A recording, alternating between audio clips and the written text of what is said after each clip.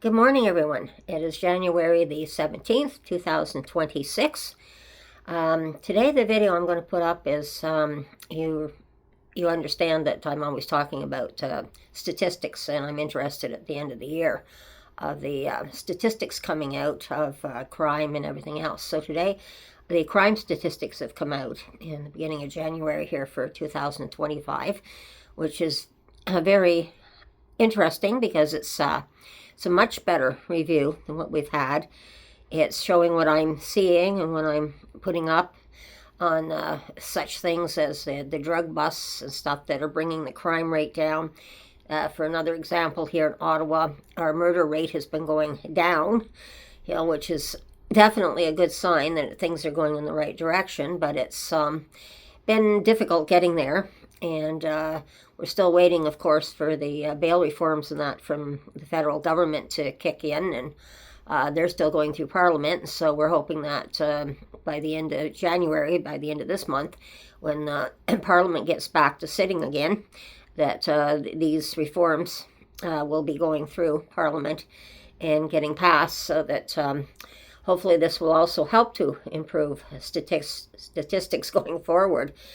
So it's been a long haul. It hasn't been easy on everyone.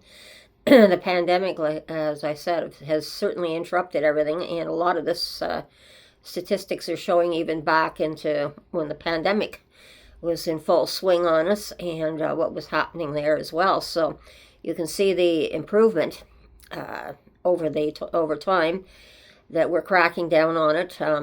The police are cracking down on it. They're getting back to things, and one of the things that I'm seeing in the city is, thankfully, the police they're not they're bigger police budget, of course. There's more officers being hired, and the ones here for the Byward Market is nice. I'm seeing new young constables coming in as community officers, which I stop and talk to, which is nice to see them talking to people, engaging them in a polite conversation, not in an enforcement regulations at all, and in that sort of an act. So it's really nice, because that's the way it used to be when I was growing up. You'd have a nice chat with a police officer who walked the beat at the time. So that was kind of just a comforting feeling, that we know that our officers are there, that they're being watchful. They're getting to know who is coming and going within the community. They get to meet community members, which was one of the best things that when I first started this channel, I talked about community policing a lot, and having been married to a police officer who did community policing, because that's basically what we did more back in those days, was community policing, even though it wasn't called community policing. But the reason for the officers being on beat at that time was that the city couldn't afford cars for all the officers. So, in other words, the only one that had the car was basically the sergeant. So the officers were on the beat. So they were automatically doing a form of community policing back then in the 70s that was really a good way, because they got to know the people. And this is where there's a disconnect, I find, is between our community officers and our patrol officers, because when the patrol officer comes in and has to enforce something, they have no idea what's going on within the community or how to react to things. And myself, I wish there was somehow more communication between the community officers and the patrol officers when they have to come in and enforce something. For an example, if it's a building, if there's a certain apartment or a certain house even on the street, that it would be nice to have some way of communications. For example, since we have computers today, if there's been anything on that address in particular, that there's been a problem or something. So when the patrol officer, in that case, would know what they might be walking into before they walk into it, which would be a great advantage.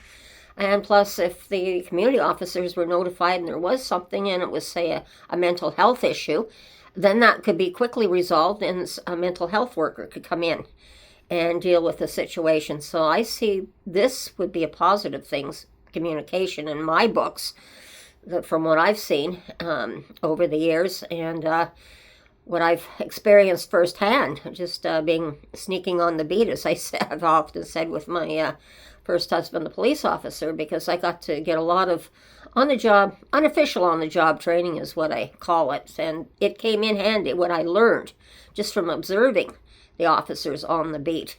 So by the time I became a security guard, it was very handy information that helped me to handle other people as well that I was running into and dealing with people and getting the sense of what this person's going to be like, or how am I going to deal with that person, or if it's just a little old lady who's a little lost, sort of just, I've always believed in smiling. That's one of the best things that I have. So I'm not would be coming up in a confrontational situation. I'd be coming up to smile with this little old lady, and she might have just lost something, and it might have been on the ground. So it was just simply a matter of helping her find, oh goodness, she just lost her wallet or something on the ground. She said, well, I just dropped my wallet. I'd see her somewhere.